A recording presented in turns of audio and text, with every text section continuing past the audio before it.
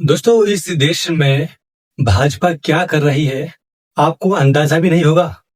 मैं आपको बता रहा हूं कि अभी जो युवाओं का मुद्दा चल रहा है, युवा सरकार से सवाल पूछ रहा है और सरकार इसका जवाब नहीं दे रहा है। अब ये न्यूज़ चैनल्स पर इस मुद्दों को दबाने के लिए ये वंदे मातरम का टॉपिक है, जो मुद्दा है उसे अब उठाया जा रहा है। हर मीडिया चैनल पर अभी चल रहा है कि वंदे मातरम और युवाओं का मुद्दा को दबाया जा रहा है। और फिर आज कॉकरोच जनता पार्टी का एक टीम राजस्थान के एक गांव में गया था, वहां की स्कूली व्यवस्था को सही करने के लिए। लेकिन वहां बहुत से गुंडे आए और उन कॉकरोच जनता पार्टी के टीम पर हमला कर दिया। ईंटों से, पत्थरों से और लाठियों से हमला किया और बहुत खतरनाक हमला किया। ये क्या हो रहा है? अब मैं आपसे एक सवाल पूछना चाहूंगा कि क्या अगर कोई व्यक्ति, कोई टीम, कोई लोग अगर किसी गांव में जाएंगे वहां की स्कूली व्यवस्था को ठीक करने के लिए, वहां की जो हालात है स्कूल की उसको सुधारने के लिए, तो क्या वहां के लोग उन पर हमला करेंगे? बिल्कुल भी नहीं।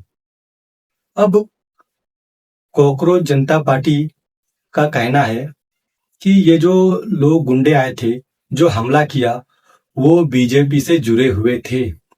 मैं चाहूंगा कि पहले आप उस हादसे को देखिए जब हमला हो रहा था कॉकरोच जनता पार्टी पर, जब वहां गए थे वो स्कूल की व्यवस्था को ठीक करने के लिए, आवाज उठाने के लिए। देखिए जरा।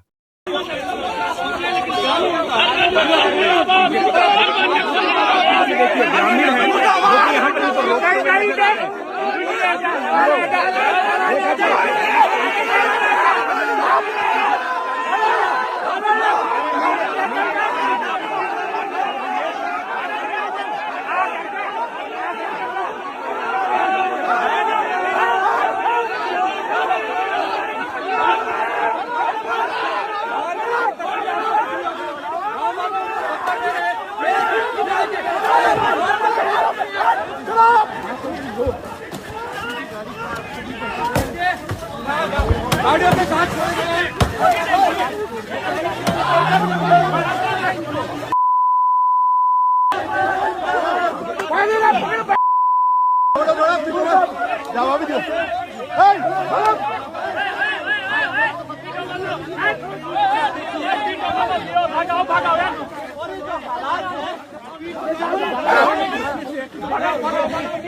मना कर दिया।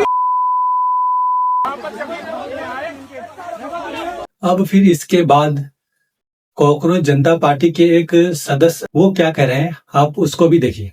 देश ने भाजपा की गुंडागर्दी लाइव देखी है। पुलिस को पता था वहां पर पत्थरबाजी पहले से हो रही थी, फिर भी पुलिस ने हाथ खड़े कर दिए। पुलिस ने बोला कि हम कुछ नहीं करेंगे, आपका मैटर है। ये सब कुछ मदन दिलावर के कहने पर हुआ है। हमारे वॉलेंटियर्स के हाथ तोड़े गए हैं। ट्यूब में ये लोग पत्थर निकाल कर बैठे थे।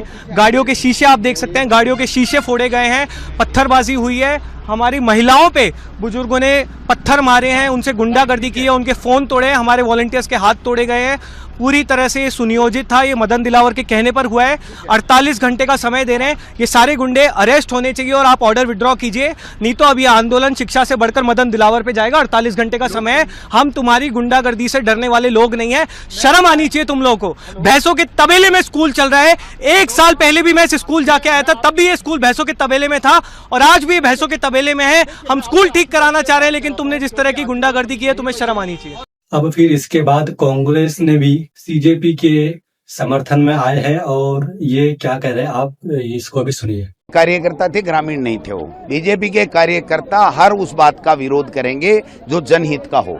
वो केवल और केवल जो ऊपर से पर्ची आती है या तानाशाही का कोई फरमान आता है उसी का पालना करेंगे। किसी भी व्यक्ति के खिलाफ अगर स्कूल में जाने से रोकने को लेकर के कोई मारपीट की जाती है तो उसकी हम निंदा करते हैं और उन सब लोगों के साथ कांग्रेस पार्टी खड़ी मिलेगी जो इस।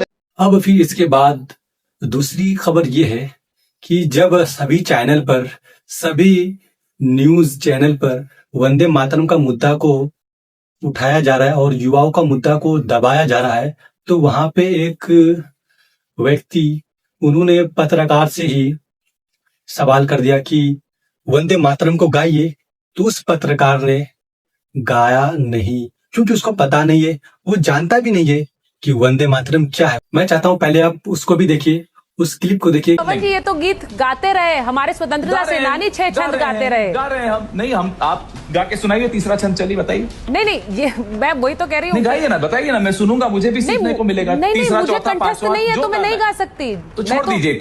तो ठीक है दोस्तों, आज आप लोगों को मैंने बताया कि किस तरह से युवाओं का मुद्दा को उठाने पर, स्कूल की बेहतर स्थिति के लिए मुद्दा को उठाने पर हमला किया जा रहा है कुछ गुंडों द्वारा। और मैं आपको यह भी बताया कि किस तरह से युवाओं का मुद्दा को दबाया जा रहा है और वंदे मातरम का मुद्दा को उठाया जा रहा है ताकि युवाओं का मुद्दा दब जाए और सरकार इसका जवाब न दे युवाओं का। तो ठीक है दोस्तों, मैं आपके लिए ऐसी खबर लाता रहूंगा, इसीलिए आप अपना बहुत ख्याल रखें और हमें भी अपनी दुआ में जरूर याद रखें।